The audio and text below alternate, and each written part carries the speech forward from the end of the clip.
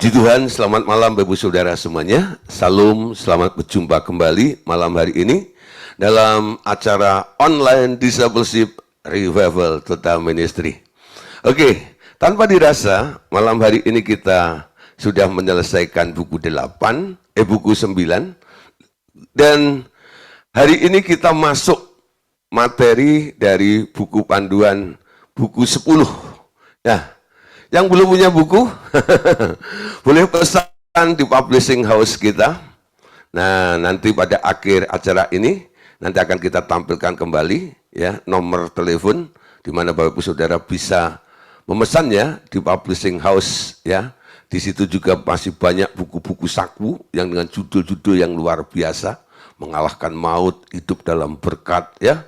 Nah, mengubah kutuk dalam menjadi berkat. Terus hidup tanpa kecewa ya, posisi anak Allah. Banyak saudara buku-buku di publishing house. Jadi Bapak Saudara yang membutuhkan nanti bisa menghubungi kami ya. Cari aja publishing house Revival Total Ministry. Oke. Buku 10 ini bicara tentang akhir zaman ya, tentang akhir zaman. Saudara, banyak sekali orang-orang mengkhotbahkan tentang akhir zaman hanya melihat tentang kondisi dan tanda-tanda apa yang sedang bergejolak dan terjadi saat ini. Ya. Jadi barometernya itu biasanya Timur Tengah. Apa yang terjadi di Timur Tengah itu mulai ya. Dulu di Timur Tengah ada ya fenomena yaitu lembu merah gitu ya. Wah, mereka berbondong-bondong ke sana gitu ya. Nanti saudara ada yang bikin tour guide gitu ya, ada yang bikin tour travel ke sana lalu bikin acara ini dan acara itu. Setelah bertahun-tahun gitu melakukan itu sambil mengamati lembu merah itu, karena mereka percaya lembu itu nanti akan dikorbankan katanya di bait suci ya, yang akan dibangun bait suci ketiga itu. Nah, saudara, ternyata lembu merahnya sekarang tumbuh bulunya hitam. Lalu batal lagi gitu ya. Nah, Anda capek ngikutin seperti itu ya. Nah, saudara, saya tidak menampik ya tentang semua ini. Alkitab juga mengatakan ya, semua bisa menilai zaman. Jika pohon ara itu mulai berbuah, itu tandanya. Siapa itu pohon ara, saudara? Pohon ara itu sebenarnya bangsa Israel dulu. Jika Allah kembali menyayangi Sion, kegerakan terjadi di Israel, nah itu boleh menjadi barometer juga. Tapi jangan fokus ke itu tok, ya. Tanpa mempersiapkan diri. Kalau hari itu tiba, peristiwa itu terjadi, bagaimana dengan Anda? Apakah Anda menjadi orang yang nantinya ikut rapture atau Anda ketinggalan? Ketika Anda rapture itu nanti apa yang akan terjadi di sana, dan kalau Anda ketinggalan, kira-kira apa yang akan Anda alami ketika ketemu dengan antikris, lalu 3,5 tahun berikutnya, yang kedua akan ketemu dengan Abaddon. Kira-kira apa yang akan terjadi? Nah, Bapak Saudara, pelajaran dalam buku 10 ini lebih kepada mempersiapkan Bapak Ibu Saudara untuk menyongsong hari besar itu. Amin. Hari besar itu, sehingga ketika hari itu tiba, Anda didapati menjadi 5 gadis yang bijaksana. Amin. Sehingga lolos masuk pintu dan ikut rapture bersama kami. Amin. Nah, buku 10 dimulai dengan satu tema, yaitu tentang roh maut. Nah, tentang roh maut. Wah, temanya sedikit mengejutkan. Kok roh maut, Pak? Ya, saudara, kenapa terjadi satu masalah dan nanti akan ada namanya antikris, Abaddon, dan sebagainya ini? Kita harus tahu dulu asal muasalnya. Bagaimana munculnya Abaddon, bagaimana munculnya Lucifer itu dan sebagainya. Saudara, roh maut ya, itu adalah roh yang sangat sombong sekali, ya. Roh maut yang sombong. Allah Bapa berkata begini, sekalipun ada jalan pertobatan kembali bagi semua roh, iblis tidak akan pernah dapat bertobat. Karena ia telah dikuasai oleh roh kesombongan yang menempel di dalam kepalanya. Roh sombong ini yang mencegah ia menundukkan diri di bawah kaki Tuhan Yesus dan mengakui darah, ya, mengakui darah Tuhan Yesus sebagai jalan pendamaian baginya dengan Allah Bapa. Saudara, perhatikan ya, sebenarnya bagi semua makhluk, baik itu roh maupun yang ada di alam materi ini, masih punya kesempatan untuk berdamai dengan Allah. Sebab masalah berdamai dengan Bapa itu adalah hatinya, keinginan daripada Bapa sendiri. Dasarnya ada di dalam Kolose 1 ayat 19 dan ayat 20. Kita baca dulu ya. Karena seluruh kepenuhan Allah berkenan tinggal di dalam Dia. Allah di sini mengacu kepada Allah Bapa, Dia di sini adalah Tuhan Yesus ya. Jadi kalau kita pakai bahasa, saya ganti Allahnya Bapa dan ini Yesus, bunyinya gini. Karena seluruh kepenuhan Bapa berkenan tinggal di dalam Yesus ya. Dan melalui Yesuslah Bapa memperdamaikan segala sesuatu dengan dirinya, baik yang ada di bumi maupun yang ada di surga, sesudah Bapa mengadakan pendamaian dengan darah salib Kristus ya. Jadi kepenuhan Bapa tinggal di dalam Yesus. Melalui Yesuslah sekarang Bapa memperdamaikan segala sesuatu dengan dirinya, dengan Allah Bapa. Jadi ini adalah gagasan, ide dari Bapa sendiri. Ingin memperdamaikan segala sesuatu. Apa itu segala sesuatu? Yang dimaksud segala sesuatu yang akan diperdamaikan dengan dirinya oleh Bapa ini adalah baik yang ada di bumi, di alam materi, maupun yang ada di surga. Di surga di sini dipakai kata heavenly places, tempat-tempat di alam roh. Nah, kalau yang di bumi itu pasti manusia, bukan? Tapi kalau di alam roh itu pasti makhluk-makhluk roh.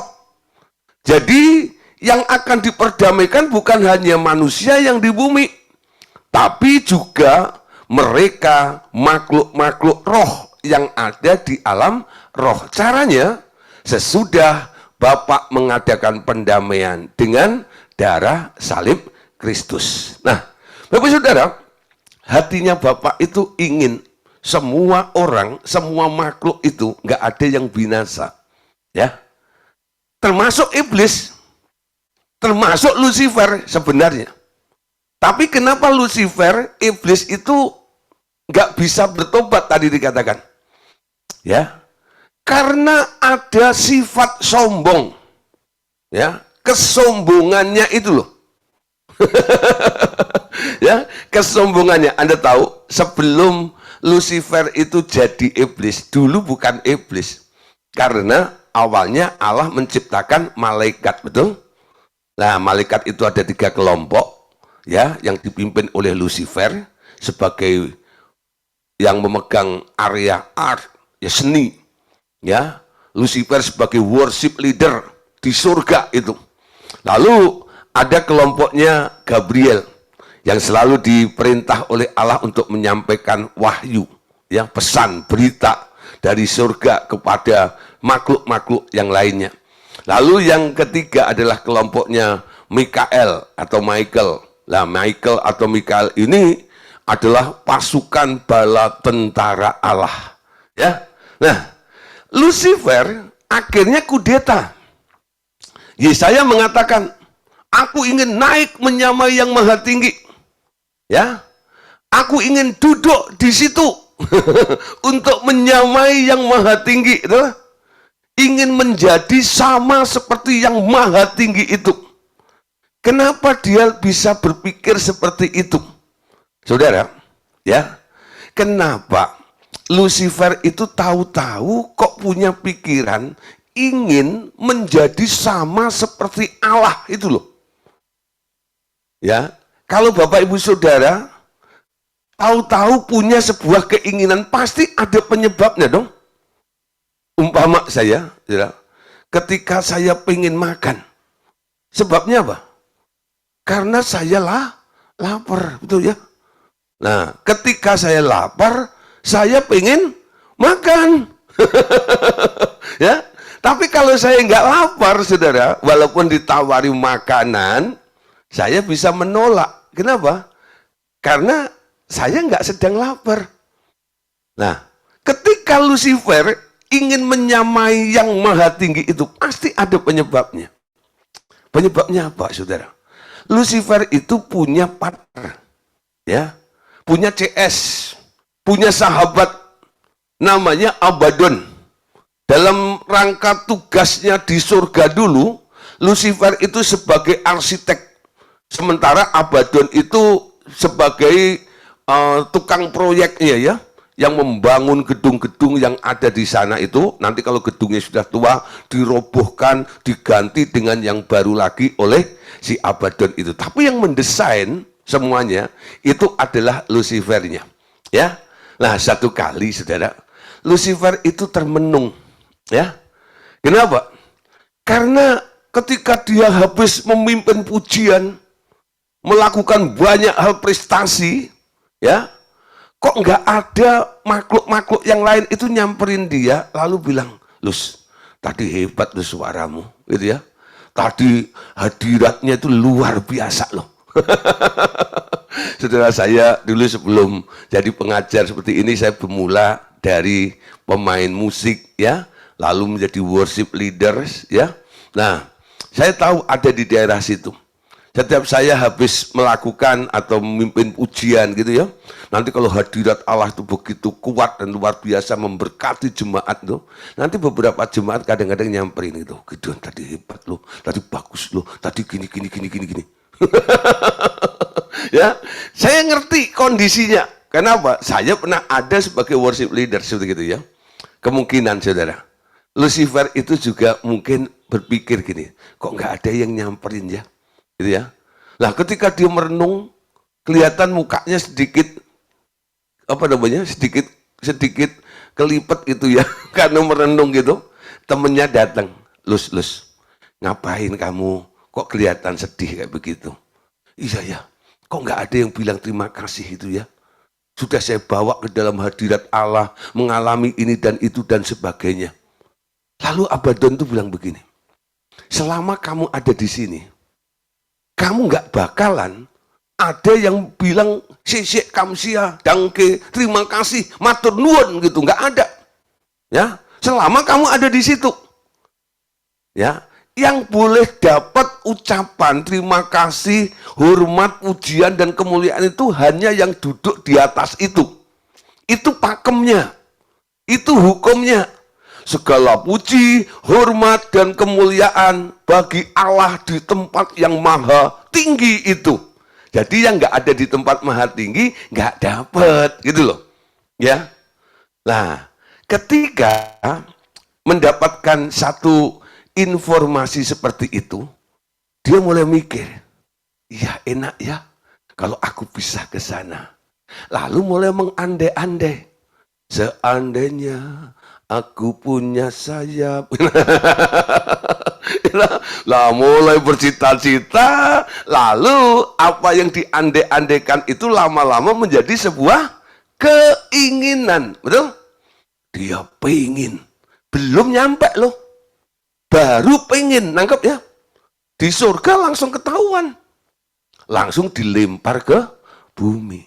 Saudara, apa yang ditransfer, apa yang ditularkan oleh Abaddon itu kepada Lucifer? Sifat kesombongan, betul?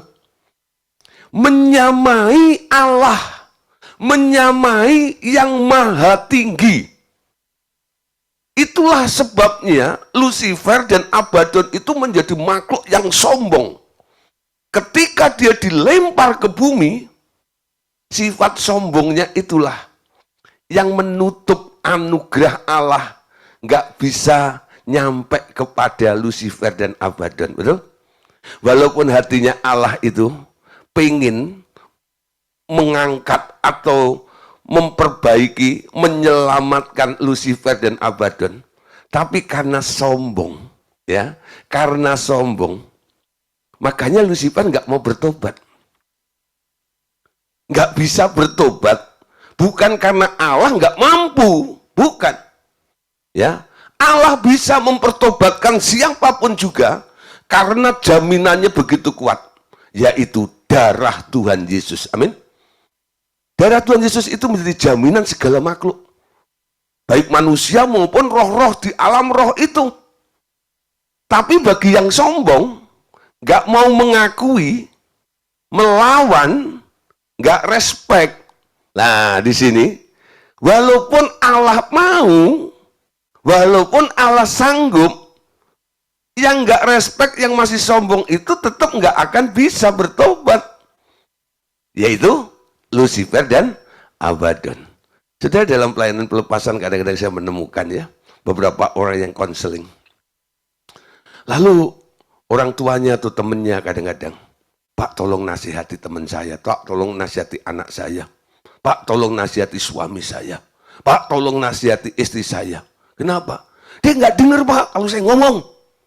Merasa benar sendiri, merasa hebat Pak. Itu ya, tolong Pak. Mungkin kalau dengan Bapak mungkin segan, ya. Lawan hamba Tuhan kan kualat Pak. Ya toh, ditakut-takutin kadang-kadang loh. Jangan mengusik hambaku yang diurapi. Itu kadang-kadang orang-orang itu berharapnya kan begitu ya. Lalu diamprokin kepada kami gitu ya. Nah, ketika saya ajak ngobrol saudara, apa yang terjadi saudara? Dia lebih banyak ngomong daripada saya. Ya, dia lebih merasa tahu daripada saya. Jadi saya ngomong begini ditimpalin, saya ngomong begini dia gini. Jadi saya lebih diguruin sama dia. Kira-kira saya bisa doain dia nggak? Nggak bisa. Kenapa? Karena dia nggak merasa butuh, nggak merasa bersalah, betul? Nah, ini kondisinya mirip seperti itu. Saya nggak ngomong gini aja, no. Kamu itu udah ke transfer rohnya Abaddon nih. Saya nggak ngomong begitu ya. Nah saudara, Tuhan Yesus sendiri pernah punya murid ya. Muridnya 12. Salah satu muridnya adalah Petrus yang punya jiwa patriotisme luar biasa. Betul? Membela Tuhan itu luar biasa. Ya, merasa dirinya hebat, merasa dirinya kuat. Satu kali ketika Tuhan Yesus bilang bahwa anak manusia akan diserahkan, dia nggak rela. Dengan kekuatan yang bilang, nggak bisa. Aku akan bela Tuhanku. Wah, ya, keren sekali itu. Yesus bilang apa? Sarungkan pedangmu. Barang siapa main pedang akan binasa dengan pedang itu. Ya, ketika diajak berdoa di Taman Getsemani, itu Petrus kan potong telinga Maltus itu ya. Doa sambil bawa pedang, sudah. Aneh kan ya? Siapa di sini kalau gereja bawa pedang? Ada nggak ya? Nggak ada, betul ya. Nah ini diajak doa sama Tuhan, acara rohani, bawa pedang. Gitu. Nah saudara, bawa pedang nih, waduh gitu ya. Supaya terus ini. Ya, satu kali Tuhan bilang gini, karena sudah dinasihati tetap kekeh ya. Lalu Tuhan bilang begini, Simon, Simon, aku lihat iblis menuntut kamu ya, seperti gandum ya. Nah, ditampi seperti itu. Sebentar lagi kamu akan jatuh. Tapi kalau udah insaf, nanti kuatkanlah saudara-saudaramu. Amin. Saudara, menangani orang sombong, ya, itu nggak bisa dengan nasihat.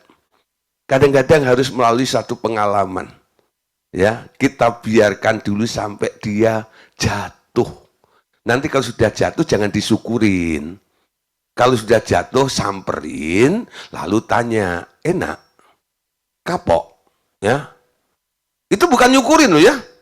Nanya keadaannya, amin. Nah, nanya keadaannya, bukan ngeledek. Jadi kadang-kadang saya bilang gitu, enak, kapok. Kalau belum kapok, jangan didoain. Jangan didoain, gitu. Nah, saudara, kadang-kadang harus ngalami namanya brokenness seperti itu. Nanti kalau sudah bilang kapok, betul. Ya, sekarang tahu kesalahannya ya. Bukan Tuhan nggak bisa tolong kamu. Kesombonganmu yang membuat tangan Tuhan itu nggak nyampe kepadamu. Amin. Saya percaya di sini nggak ada orang sombong, ya, karena nggak ketularan Abaddon. Nah, Bu Saudara, kita perhatikan di sini, ya. Kesombongan, itu sudah melekat pada Lucifer dan Abaddon. Dan roh sombong itulah yang mulai ditularkan kepada orang-orang yang mulai dipengaruhi oleh Lucifer dan Abaddon itu. Nah, oleh karena itu, boleh disimpulkan malam hari ini, ya. Jadi, roh yang tertinggi dalam kerajaan iblis bukanlah si iblis sendiri, tetapi roh sombong. Ia bahkan yang menguasai si iblis. Ibaratnya seperti Isabel menguasai Ahab. Isabel juga di bawah kontrol roh ini, dan ia menghancurkan kerajaan Israel atau suami dan kemudian dirinya sendiri. Ya, jadi roh yang tertinggi dalam kerajaan iblis itu bukan Lucifernya sebenarnya, tapi roh sombongnya itu. Siapa yang punya roh sombong itu? Si Abaddon. Nah, gini saudara. Kenapa Abaddon itu punya ide supaya Lucifer itu naik ke tempat yang maha tinggi? Kenapa, saudara? Ya, karena Abaddon itu punya kepentingan. Kalau Lucifernya bisa menguasai tahtanya Allah Bapa, dia juga ikut naik ke sana. Ya. Nah, disinilah ada maksud tujuan dari Abaddon itu menjerumuskan Lucifernya temannya itu untuk naik ke tempat yang maha tinggi itu. Supaya apa? Sifat keinginan sombong itu bisa dia lakukan ketika nanti Lucifer itu benar-benar naik menyamai yang maha tinggi. Ya, lah saudara. Memang pemimpinnya tetap Lucifer. Pemimpinnya bukan Abaddon. Tapi yang mengontrol itu lebih Abaddon daripada Lucifernya.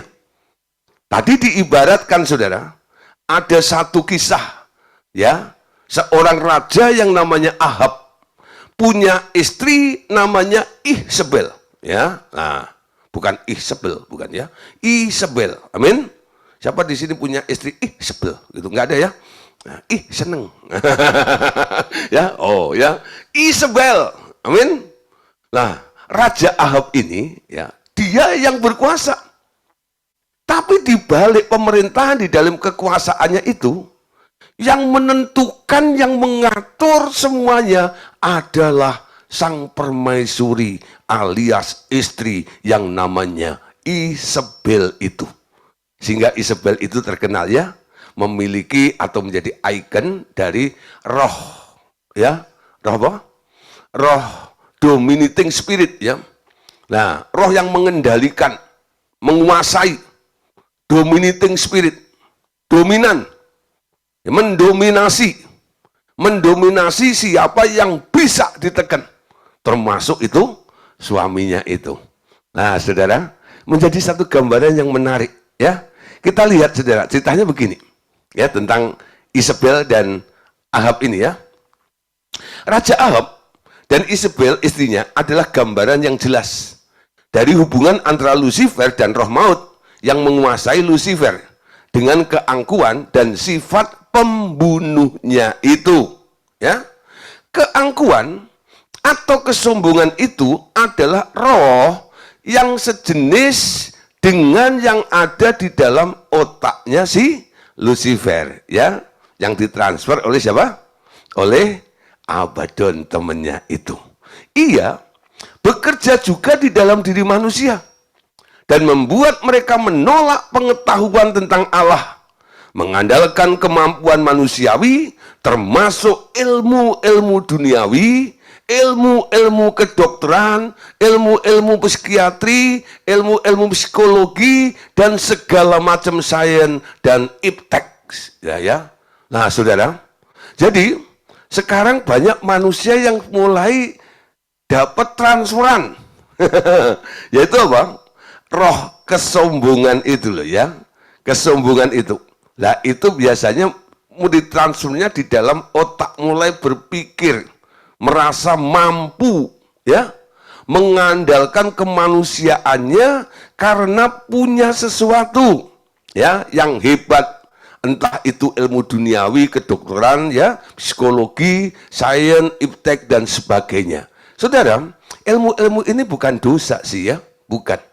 Tapi kalau itu menjadikan dirimu ya, menjadi percaya diri terlalu kuat, merasa dirimu hebat, lalu Anda berpikir tanpa Tuhan pun aku bisa kok, betul ya? Ada orang-orang seperti itu, ya, gara-gara pinter, akhirnya jadi nggak percaya Tuhan. Banyak nggak? Banyak, saudara. Orang-orang ateis itu bukan orang bodoh, ya.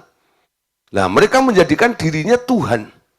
Dia menentukan nasib dirinya sendiri, dia punya ide gagasannya sendiri untuk melakukan sesuatu yang dia pandang, dia mampu, dia hebat. Nah, saudara, kita perhatikan, saudara. Ahab itu kan pernah ya, satu kali dia lagi jalan-jalan, dia melihat di samping istananya itu ada kebun anggur miliknya Nabot, betul ya?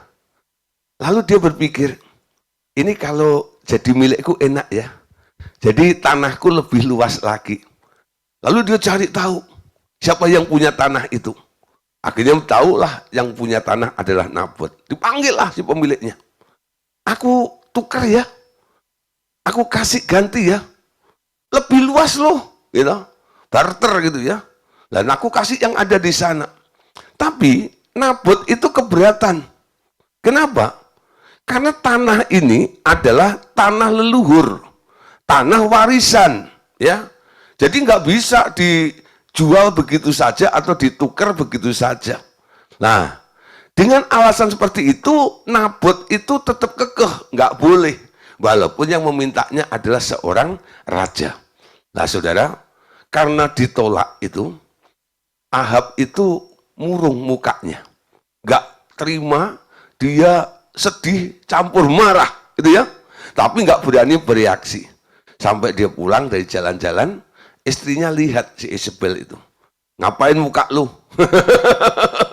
Ya, ngapain lu murung kayak begitu? Yang gitu. Tuh Nabot yang punya tanah di sebelahku itu loh, itu kalau tanah menjadi milik kita kan bagus ya, tanah kita semakin luas gini-gini dan itu dan sebagainya. Terus aku sudah ngomong sama dia, tapi nggak boleh. Dia bilang ini adalah tanah leluhur, tanah tradisi, tanah milik pusaka, istilahnya gitu ya. Nggak bisa ditukar sembarangan seperti itu. Memang itu aturannya seperti itu ya. Nah, saudara, akhirnya Isabel itu ambil oper gini. Udah, diam aja kamu. Nanti aku yang urus. Wow, gitu ya. Nanti aku yang urus ya. Nah, saudara, kadang-kadang banyak ya, istri kadang-kadang begitu ya, ketika suaminya pulang, nggak gini-gini kalau macam, ngapain lo gini-gini, suaminya curhat gitu ya. Ya, lalu dia bilang, udah diem ya, besok saya yang ke kantor. Udah. Ngapain? Gue yang urus. Wah, ketika orang berpikir lalu bertindak seperti itu, sebenarnya dia merasa apa sih? Merasa bisa, betul? Merasa mampu, merasa hebat, betul? Lebih hebat dari suaminya, betul maksud saya? Nangkep ya? Jadi Isabel itu langsung, dia nggak ngomong begini, gitu aja lu nggak bisa, nggak becus ya, dasar laki-laki.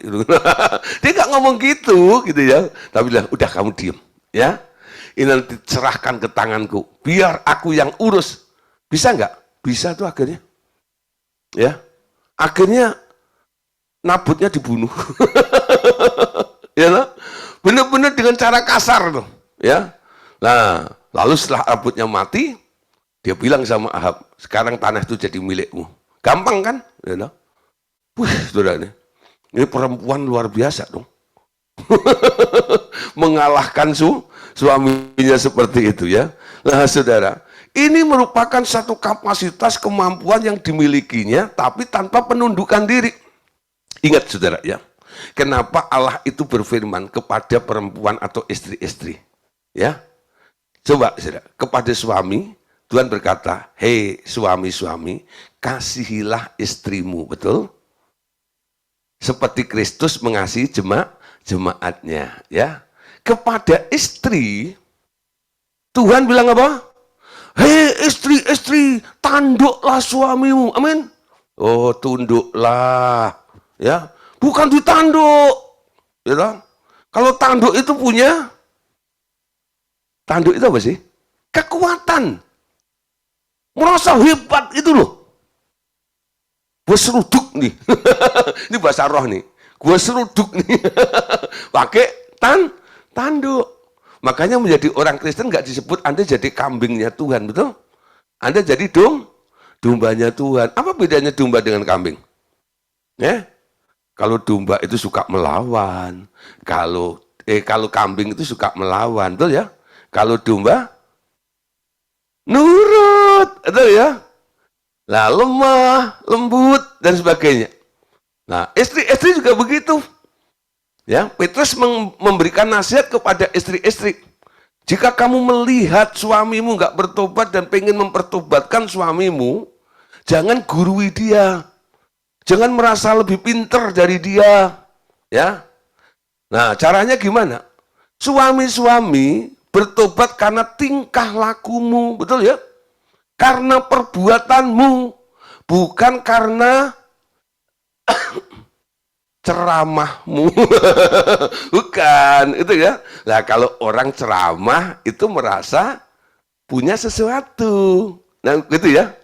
Nah, jadi ketika Isabel itu mengambil over masalah itu, dia merasa dirinya mampu tanpa disertai dengan penundukan diri. Nah, saudara, orang yang punya potensi tapi nggak ada penundukan diri seperti itu, Alkitab mengatakan orang tersebut adalah orang yang sombong atau orang yang angkuh. 2 Korintus pasal 10 ayat 5 sampai ayat yang ke-6 ya. Nah, sebelumnya kita baca dulu 1 Raja-Raja ya. 21 ayat 25. Sesungguhnya tidak pernah ada orang seperti Ahab yang memperbudak diri dengan melakukan apa yang jahat di mata Tuhan karena ia telah dibujuk oleh Isabel istrinya. Jadi apa yang dilakukan oleh Ahab itu karena bujukan istrinya, diprovokasi oleh istrinya. Nah, terus 2 Korintus 10 ayat 5 sampai 6. Kami mematahkan setiap siasat orang dan merubuhkan setiap kubu yang dibangun oleh keangkuhan manusia untuk menentang pengenalan akan Allah. Kami menawan segala pikiran dan menaklukkannya kepada Kristus. Dan kami siap sedia juga untuk menghukum setiap kedurhakaan bila mana ketaatan kamu telah menjadi sempurna. Amin. Nah, saudara, pekerjaan hamba Tuhan adalah satunya adalah ya mematahkan setiap siasat orang dan merubuhkan setiap kubu yang dibangun oleh keangkuhan manusia. Dan keangkuhan manusia itu nanti akan berdampak, ya, akan dipakai untuk senjata menentang pengenalan akan Allah. Apa yang kita harus lakukan untuk orang-orang seperti ini? Orang-orang seperti ini harus ditawan, ya, ditawan dalam pikiran dan menaklukkannya kepada pikiran Kristus. Amin. Nah, saudara, Allah Bapa berkata, kau baca sendiri di sana, ya, di ayat tadi. Keangkuhan manusia untuk menentang pengenalan akan Allah. Nah, menentang itu sama dengan menantang. Ya, coba deh, saya tantang Pak Among. Ya. Emang gue nggak berani sama lu, gitu ya. Nantang gitu ya namanya. Menentang pengenalan akan Allah. Kesombongan itu menantang Allah. Ya.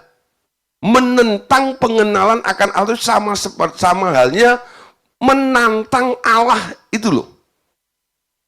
Nah, sekarang kita lihat, kalau orang menantang berarti ada dua kubu, betul? Yang saling mau mengalahkan. Siapa yang menang dan siapa yang kalah. Nah, sekarang pertanyaannya, Bapak katakan, siapa yang akan menang dalam peperangan? Hanya mereka yang memiliki cukup pengetahuan tentang Allah, bukan? Si iblis telah dikalahkan oleh ketaatan anakku. Tapi roh angkuh yang meninggikan dirinya sendiri, itu adalah roh jenis lain, lebih tinggi dari si iblis. Dialah yang sesungguhnya menguasai si iblis itu, sejenis roh Isabel di atas si iblis sendiri. Dan hanya aku yang dapat meruntuhkannya. Ya, nah saudara, jadi si iblis ini mengacu kepada Lucifer ya. Jadi Lucifer telah dikalahkan oleh ketaatan Tuhan Yesus di kayu salib. Tapi roh angkuh, ya si Abaddon, yang meninggikan dirinya sendiri itu adalah roh jenis lain. Dan itu lebih tinggi daripada Lucifer sebenarnya. Itu ibaratnya seperti roh Isabel, ya, yang di atas iblis itu sendiri. Dan ini hanya bisa ditaklukkan oleh Allah Bapa sendiri. Saudara, kita perhatikan ya, power, kekuatan yang dimiliki oleh Isabel itu nggak main-main, ya, nggak main-main.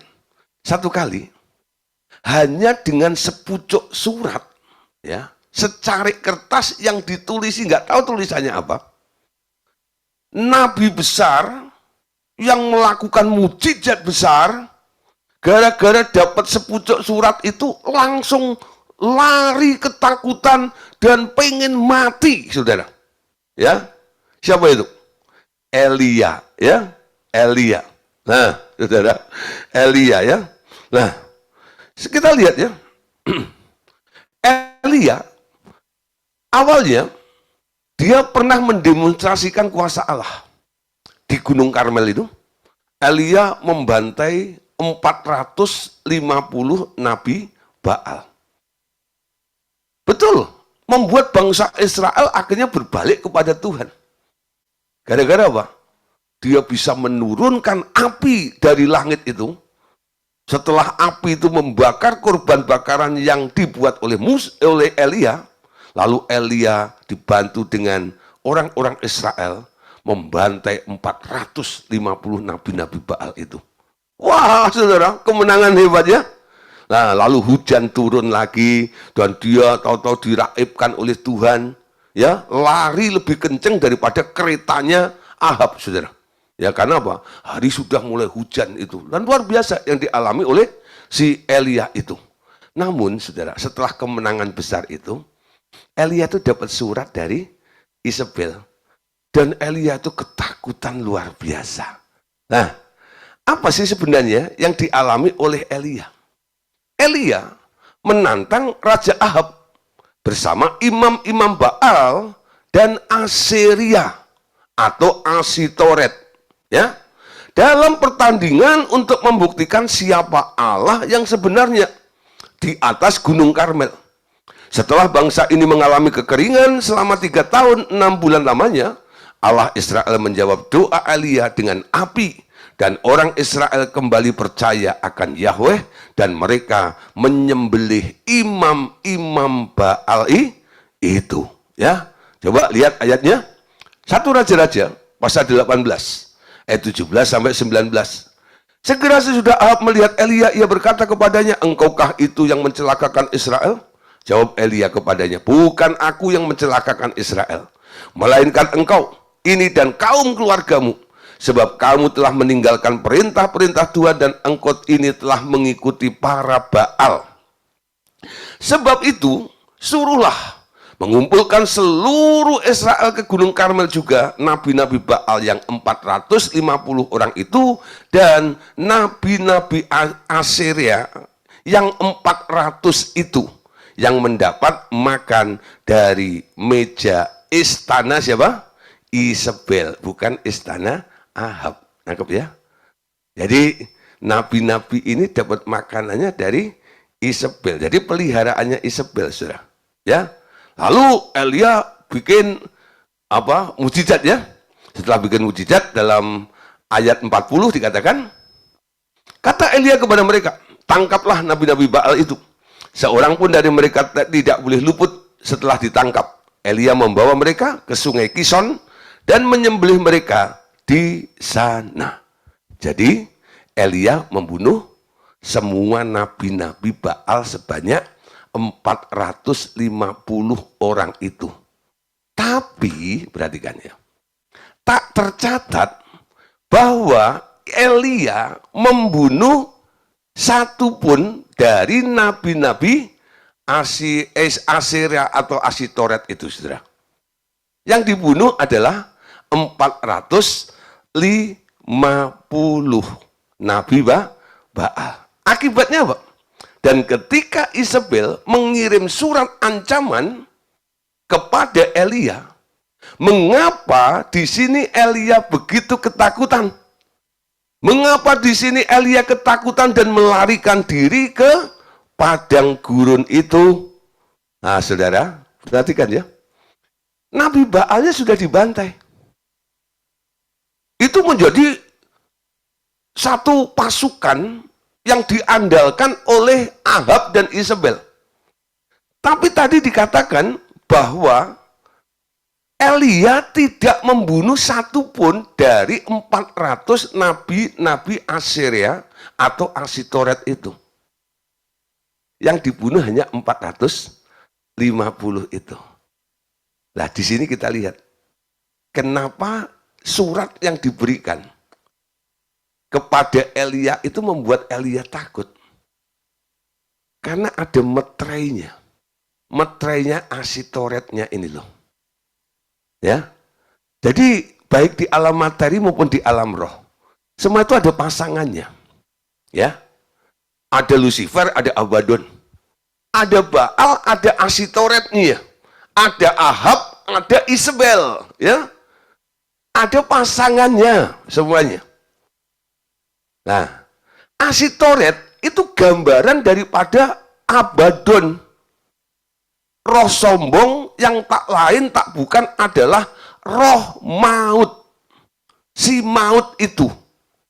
Jadi, tanpa disadari, ya, ketika surat itu diberikan kepada Elia, sebenarnya di dalam surat itu ada ancaman dari Asitoret atau Assyria, roh maut. Orang kalau dikejar roh maut, saudara, pertama yang akan dialami apa? Ketakutan. Ya. Ketika roh maut itu mulai mendatangi seseorang, ketakutan mulai muncul. Lalu, kalau roh maut itu terus mengintimidasi, akhirnya orang yang takut itu nggak tahan. Lalu pengen mati. Seperti Elia, nabi besar itu, saudara. Berapa kali saya mendampingi orang-orang yang sudah sekarat di rumah sakit. Ketika ajal mulai, ya, menjemput gitu ya, mau meninggal gitu. Ketakutannya luar biasa. Lalu saya bacakan Mazmur 23, betul? Tuhan adalah gembalaku, maka tidak kekurangan aku. Tapi dengan konteks bahwa Tuhan telah menyediakan tempat bagimu nanti kalau kamu nanti pergi dari dunia ini, ya, konteksnya gitu. Salah satu ayatnya mengatakan, walaupun kamu berjalan di lembah bayang-bayang maut sekalipun, kamu tidak takut bahaya karena gadanya dan tongkatnya menyertai kamu, gitu ya. Nah, saudara, orang kalau ketemu maut, pertama yang akan dialami adalah perasaan takut. Kalau maut itu mengintimidasi orang itu pengennya mati saja. Itu yang diucapkan Nabi besar itu ya. Tuhan, mati aja aku. Aku tidak lebih baik daripada kakek moyangku. Gitu. Ya, Nabi besar ngomong seperti itu kan malu-maluin. Nah, kenapa bisa seperti itu? Saudara, nggak ada satu manusia pun yang kuat ketika roh maut itu mulai mengintimidasi orang itu. Amin. Nah, saudara, di sini ada catatan yang boleh kita lihat ya tentang Dewi Asiria. Ya, Asiria adalah dewi orang Venesia, ya, atau Ponisia, atau disebut dengan nama-nama yang berbeda di tiap negara yang menerimanya sebagai dewi pujaan mereka. Disebut Asitoret oleh orang Ibrani, disebut Aprodit, ya, Aprodite, atau Milita atau dewi Venus oleh orang Yunani. Disebut Sipris atau di Pulau Siprus atau Dewi Petah, putri dewa Ra di Mesir. Bangsa Ugarit, nenek moyang orang Kanaan sebelum orang Venesia datang abad 15 sebelum Masehi, menyebutnya sebagai Atirau Yami atau dewi yang berjalan di atas air. Dewi utama di Tirus, pendamping Baal. Ya, terus Asiria dikenal sebagai dewi kesembuhan, ya, dikenal sebagai dewi seksualitas, dikenal sebagai dewi perang. Namanya dikenal di Mesopotamia sebagai Dewi Ishtar, dan di kalangan keturunan Sem disebut dengan nama Astarte. Lebih jauh lagi, menurut legenda, Asiria ternyata adalah Semiramis, istri Kus. Kus adalah anak Ham, ya, Ham anaknya Nuh. Semiramis melahirkan Nimrod, dan setelah Kus mati, kemudian kawin dengan anaknya itu sendiri. Semiramis memiliki anak haram dari laki-laki lain, diberi nama Tamus. Nimrod kemudian dibunuh Semiramis dan ia mengangkat Tamus sebagai dewa. Ia mengangkat dirinya menjadi ratu surga dan mendirikan kuil besar untuk dirinya sendiri di Asiria sebagai dewi perang dan dewi seksualitas. Dialah yang mendirikan kebun tergantung yang terkenal di Babylon, salah satu dari 7 keajaiban dunia di masa kuno yang kemudian dilestarikan oleh Raja Nebukadnezar. Ya, itu sekedar informasi ya tentang Asitoret atau Asiria. Jadi setiap daerah, setiap suku, setiap kelompok punya Asiria atau Asitoret ini menjadi dewi pujaannya, saudara ya. Nah, saudara, jadi dewi ini selalu menjadi pasangannya dewa, ya, dewa dewi, dewanya Baal, dewinya Asitoret. Jadi Asitoret itu perempuan, ya, Baalnya laki-laki, ya, pasangannya seperti itu loh. Tapi di alam roh itu, saudara, sebenarnya bukan masalah jenis kelaminnya, saudara ya. Tapi ini merupakan satu saling sinerginya ini ya, antara laki dan perempuan melengkapi, dan ini nanti orang menikah itu sendiri sebenarnya di hadapan Tuhan, semuanya kan laki-laki semuanya, betul? Semuanya perempuan maksud saya. Nah, lakinya adalah Tuhan Yesus, amin. Ya, salah nyebutnya ya. Semua perempuan bukan? Ya, nah laki-lakinya Tuhan Yesus, amin. Nah, di alam roh itu kondisi Anda laki dan perempuan bukan masalahnya, gitu loh. Jadi kalau saya ngomong bahwa Asiria itu perempuan, bukan berarti itu jenis kelaminnya perempuan, bukan, gitu ya maksud saya ya. Jadi ini merupakan pasangan sinergi antara Baal dan Asiria, ya, dan Asiria atau Asitoret itu. Nah, saudara, banyak ya yang disebut dewi-dewi, ya. Kalau orang Jawa itu ada namanya Dewi Sri. Kenapa orang Jawa itu namanya banyak Sri ya? Ya, banyak nggak namanya Sri? Ya? Sri gitu ya. Jadi kalau namanya Sri itu pasti Anda tahu nih. Namanya siapa? Sri, belum dilanjutin tuh. Pasti Jawa ini, orang Jawa. Nah, di kalangan orang Jawa itu ada namanya Dewi Sri, betul ya? Ya, kepercayaan, keyakinan. Disebut Dewi Padi gitu ya. Nah, Dewi Kemakmuran. Ya. Nah, kadang-kadang dipuja-puja. Kalau lagi nyadran gitu kadang-kadang gitu ya. Nah, saat panen dan sebagainya. Nah, kadang-kadang itu diangkat sebagai mitos. Seperti itu.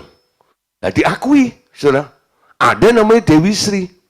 Coba nih saudara, kalau ada orang yang punya paham itu, Anda tanya, mereka kan cerita betapa hebatnya, betapa ini dan itu dan sebagainya. Tuh, ada yang mengangkat perempuan-perempuan lalu dijadikan menjadi satu tokoh hebat, ya. Nah, ada Kuan Im gitu ya, wah itu perempuan ya.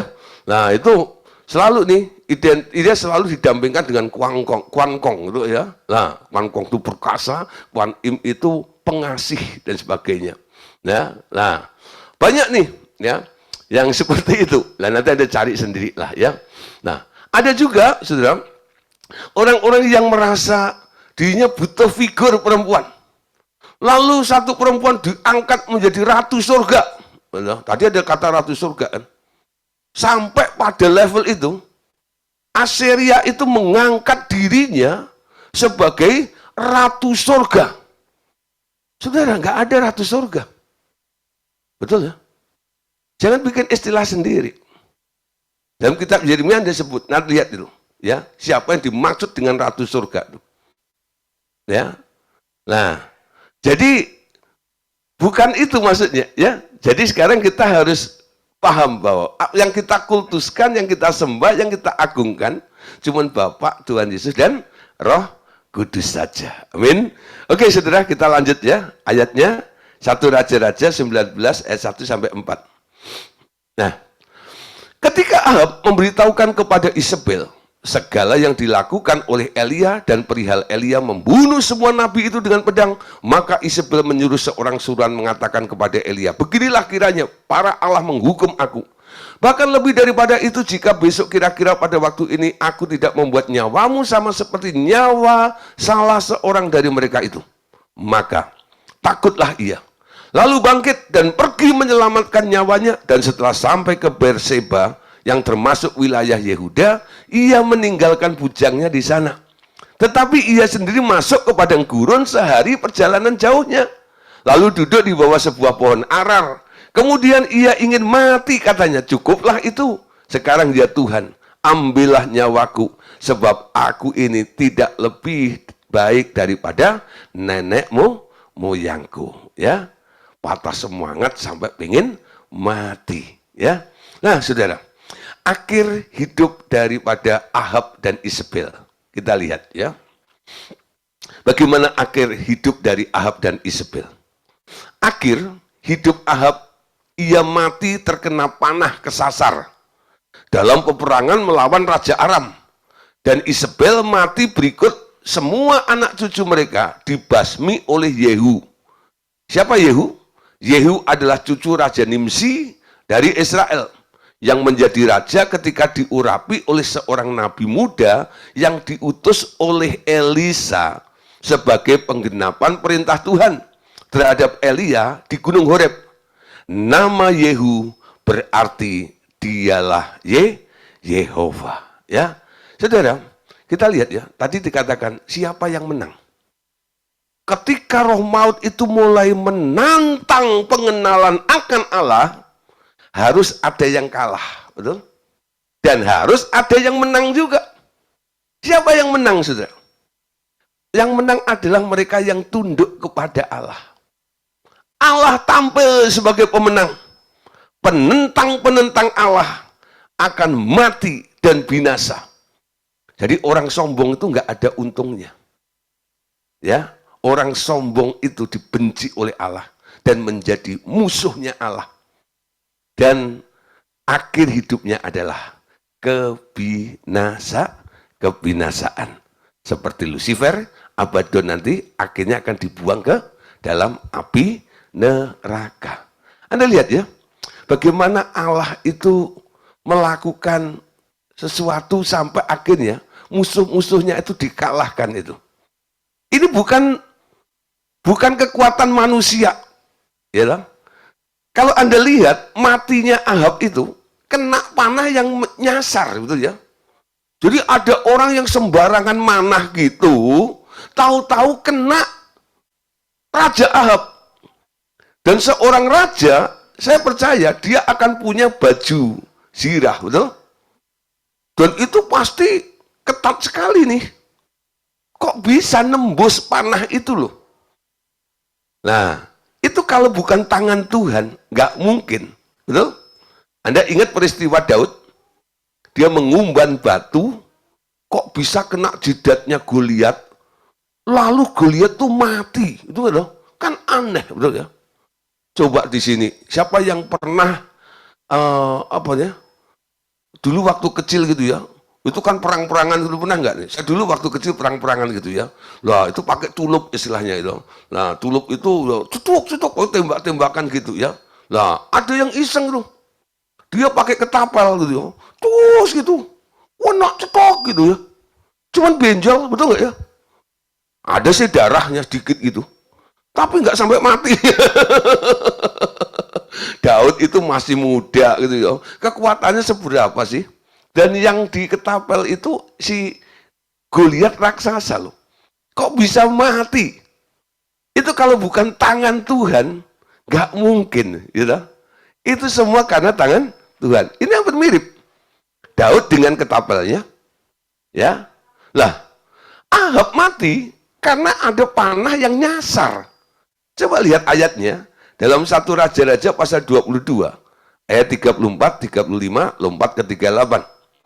Tetapi seorang menarik panahnya dan menembak dengan sembarangan saja dan mengenai Raja Israel di antara sambungan baju sirahnya. Kemudian ia berkata kepada pengemudi keretanya, putar, bahwa aku keluar dari pertemuan, sebab aku sudah luka. Tetapi pertempuran itu bertambah seru pada hari itu, dan raja tetap ditopang berdiri di dalam kereta berhadapan dengan orang Aram itu sampai ia mati pada waktu petang. Darahnya mengalir dari lukanya ke dalam palung kereta. Ketika kereta itu dicuci di tepi telaga Samaria, maka darah raja dijilat anjing. Sedang perempuan-perempuan sundal mandi di tempat itu sesuai dengan firman Tuhan yang telah diucapkannya. Wah, saudara, matinya seorang raja, ya, dan Anda lihat darahnya itu ketampung di kereta itu. Ketika dicuci, darahnya dijilat anjing. Dan kali yang dipakai untuk nyuci itu buat mandi para perempuan-perempuan sundal. Nah, saudara, menjadi sebuah kehinaan gitu ya. Raja yang begitu mulia, ternyata akhir hidupnya seperti itu. Ya, kenapa? Karena sombong. Dihinggapi roh sombong. Otaknya dipengaruhi oleh kesombongan dari Isabel itu loh. Jadi apa-apa kata istriku deh. Apa-apa kata istriku deh. Ya. Nah, adakah di sini yang gitu? Ya, laki-laki DKI gitu ada nggak ya? Apa itu DKI? Di bawah ketiak istri. Gitu ya. Kalau ambil keputusan, ntar ya. Aku tanya mami dulu. Gitu ya. Ntar ya.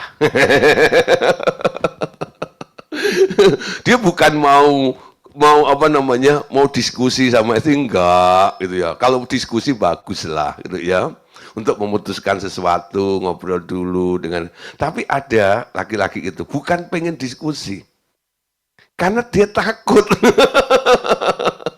Takut sama istri, ini bahaya banget ya.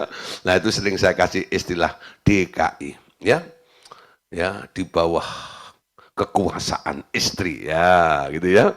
Nah pokoknya istri yang lebih dominan, amin.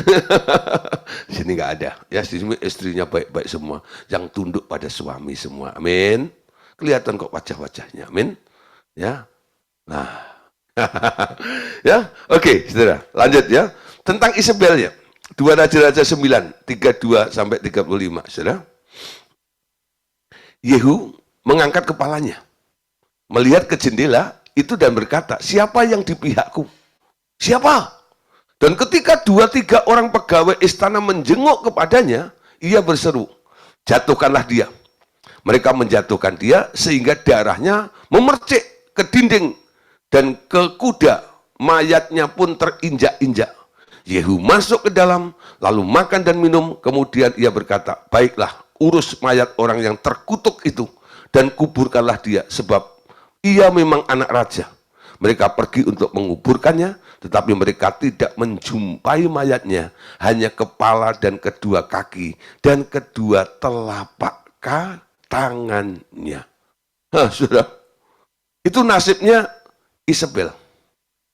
Biang kerok kesombongan tadi itu. Mati, saudara. Nggak tahu dimakan apa ya.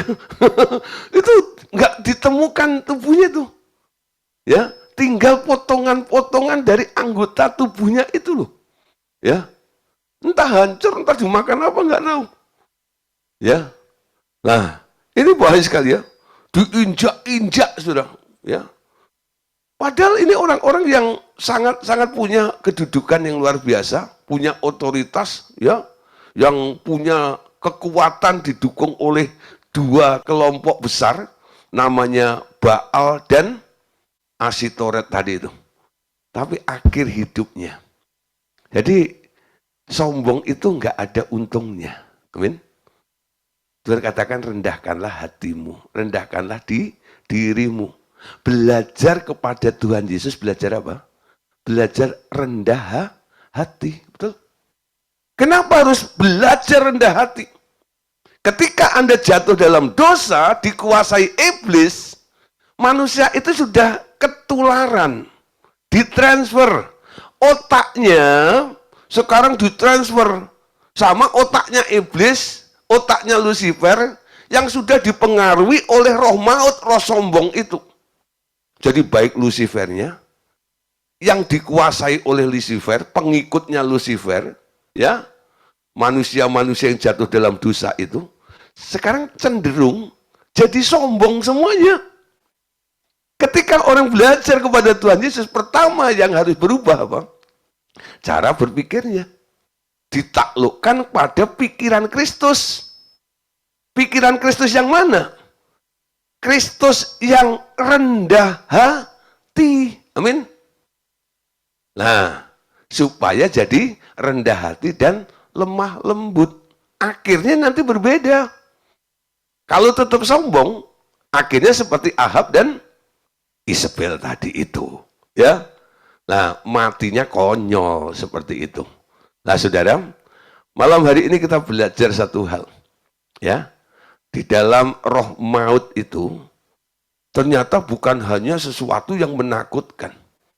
Kenapa sampai akhirnya terjadi satu musibah, ya, peristiwa yang sangat mengenaskan dalam akhir hidupnya. Nah, karena adanya unsur kesombongan itu. Tadi dikatakan ya bahwa roh maut itu adalah roh yang sombong. Jadi dia menularkan kesombongan dulu. Kalau orang itu sudah sombong, dia sukar untuk bertobat. Kenapa sukar untuk bertobat? Karena merasa dirinya benar, merasa dirinya tahu, merasa dirinya bisa. Betul? Ya, overconfidence. Ya, pokoknya terlalu percaya pada diri sendiri itu luar biasa.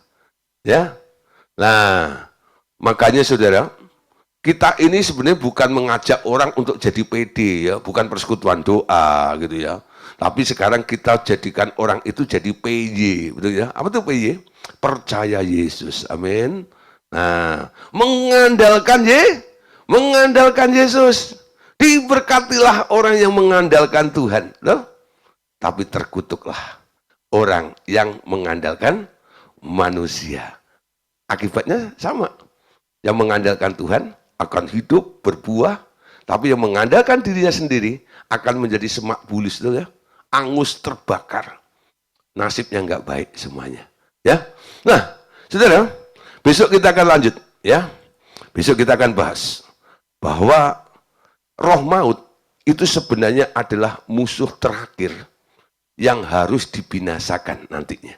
Dan bagaimana cara membinasakannya, siapa yang akan membinasakannya, besok kita akan pelajari bersama-sama. Tuhan Yesus memberkati kita semuanya. Amin.